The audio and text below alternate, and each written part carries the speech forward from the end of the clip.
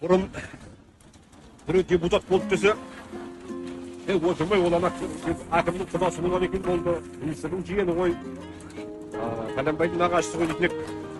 Қазір мінекей жай ғана ешкімнің құдасы емес, ешкімнің жиенінде емес, қарапайым халықтың ортасынан шыққан Сәлемов Серік Жақсылықұлы Әулиеата өңірі бойынша осы 15-ші округ, яғни Тараз қаласы, Жамбыл ауданы, Талас ауданы, Жуалы ауданынан өзінің депутаттық кандидатурасын ұсынып отырған азамат.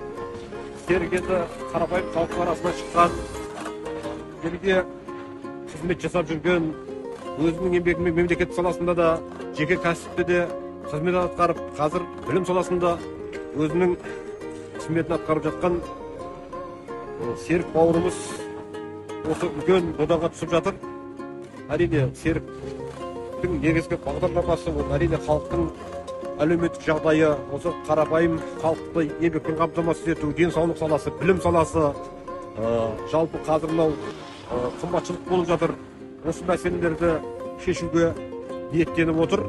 Сондықтан осы қарапайым халықтың арасынан шыққан өздеріңіздің балдарыңыз, бауырларыңыз, іні ағаңыз Сәлемов Серік Жақсылықұлына дауыс беруге, қолдауға шақырамын. Қазақ деген халықтың баласымын, баласына беретін бар.